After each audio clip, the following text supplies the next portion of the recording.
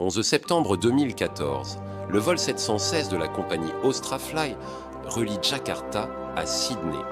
156 passagers.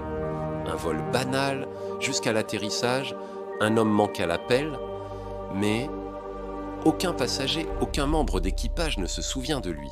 Et pourtant, il apparaît sur les caméras d'embarquement. Voici l'histoire du passager fantôme du vol 716.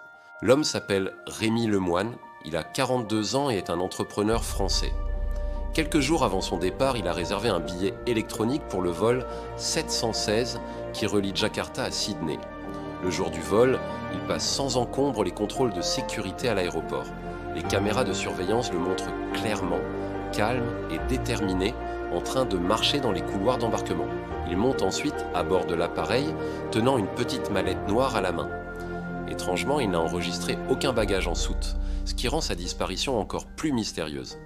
Malgré toutes ces preuves tangibles de sa présence, personne à bord, ni les passagers, ni l'équipage, ne se souvient de lui.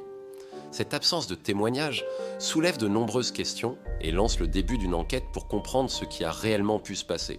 À l'arrivée, la liste officielle des passagers indique bien 156 noms, mais celui de Rémi Lemoine n'y figure pas. Pire encore, aucun membre de l'équipage ne se souvient avoir vu cet homme à bord. Les voisins de siège sont tout aussi perplexes. Personne ne peut confirmer sa présence à côté d'eux. Cette contradiction entre les preuves vidéo et les témoignages crée un véritable mystère. Comment un passager peut-il ainsi s'évaporer sans laisser aucune trace ? Plusieurs hypothèses ont été avancées pour expliquer cette disparition. Une usurpation d'identité, une manipulation informatique, voire un délire collectif. Certains vont même jusqu'à évoquer une faille dans la réalité elle-même. Pourtant, aucune piste n'a jamais abouti. Rémi Lemoine reste officiellement non embarqué, malgré les images. Pour certains, ce n'est qu'une légende urbaine. Pour sa famille, c'est une douleur bien réelle, une ombre qui plane sans jamais trouver de vérité. La caméra d'embarquement montre clairement Rémi Lemoine franchissant la porte de l'avion.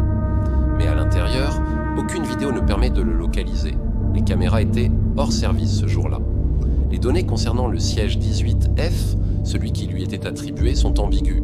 Certains éléments suggèrent qu'il est resté vide, d'autres évoquent au contraire une présence mystérieuse. Face à ces contradictions, les enquêteurs se heurtent à un mur d'incompréhension.